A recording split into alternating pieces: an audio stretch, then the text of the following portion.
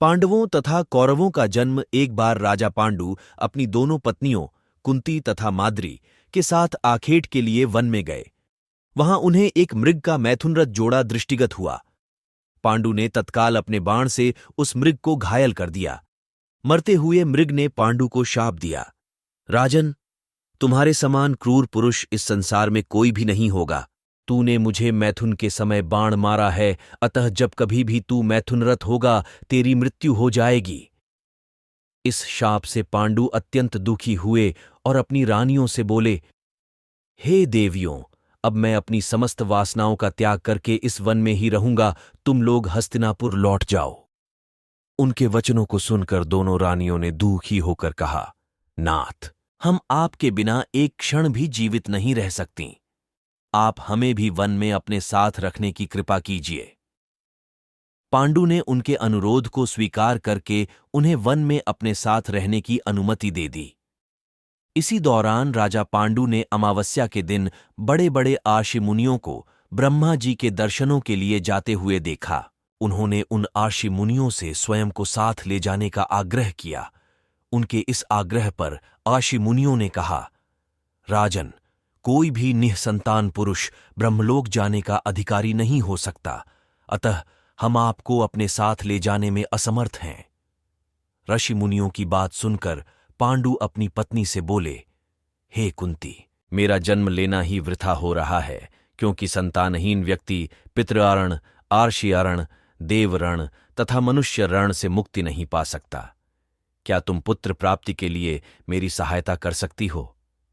कुंती बोली, हे आर्यपुत्र, दुर्वासा अर्षि ने मुझे ऐसा मंत्र प्रदान किया है जिससे मैं किसी भी देवता का आह्वान करके मनोवांछित वस्तु प्राप्त कर सकती हूं। आप आज्ञा करें, मैं किस देवता को बुलाऊं? इस पर पांडु ने धर्म को आमंत्रित करने का आदेश दिया। धर्म ने कुंती को पुत्र प्रदान किया, जिसका नाम युधिष्ठिर रखा गया। कालांतर में पांडु ने कुंती को पुनः 2 बार वायुदेव तथा इंद्रदेव को आमंत्रित करने की आज्ञा दी। वायुदेव से भीम तथा इंद्र से अर्जुन की उत्पत्ति हुई। तत्पश्चात पांडु की आज्ञा से कुंती ने माद्री को उस मंत्र की दीक्षा दी। माद्री ने अश्विनी कुमारों को आमंत्रित किया और नकुल तथा सहदेव का जन्म हुआ। एक दिन राजा पांडु माद्री के साथ वन में सरिता के तट पर भ्रमण कर रहे थे। वातावरण अत्यंत रमणीक था और शीतल मंद सुगंधित वायु चल रही थी। सहसा वायु के झोंके से माद्री का वस्त्र उड़ गया। माद्री उनके साथ सती हो गई, किंतु पुत्रों के पालन पोषण के लिए कुंती हस्तिनापुर लौट आई। इधर युधिष्ठिर के जन्म होने पर धृतराष्ट्र की पत्नी गांधारी के हृदय में भी पुत्रवती होने की लालसा जागी। गांधारी ने वेदव्यास जी से पुत्रवती होने का वरदान प्राप्त कर लिया। गर्भधारण के पश्चात 2 वर्ष व्यतीत हो जाने पर भी जब पुत्र का जन्म नहीं हुआ तो क्षोभवश गांधारी ने अपने पेट में मुक्का मारकर अपना गर्भ गिरा दिया। योगबल से वेदव्यास को इस घटना को तत्काल जान लिया। वे गांधारी के पास आकर बोले, गांधारी, तूने बहुत गलत किया। मेरा दिया हुआ वर कभी मिथ्या नहीं जाता। अब तुम शीघ्र 100 कुंड तैयार करके उनमें घृत भरवा दो। गांधारी ने उनकी आज्ञानुसार 100 कुंड बनवा दिए। वेदव्यास ने गांधारी के गर्भ से निकले मांसपिंड पर अभिमंत्रित जल छिड़का, जिसे उस पिंड के अंगूठे के पोरुए के बराबर 100 टुकड़े हो गए। वेदव्यास ने उन टुकड़ों को गांधारी के बनवाए 100 कुंडों में रखवा दिया और उन कुंडों को 2 वर्ष पश्चात खोलने का आदेश दे अपने आश्रम चले गए। 2 वर्ष बाद सबसे पहले कुंड से दुर्योधन की उत्पत्ति हुई। दुर्योधन के जन्म के दिन ही कुंती का पुत्र भीम का भी जन्म हुआ। दुर्योधन जन्म लेते ही गधे की तरह रेंकने लगा।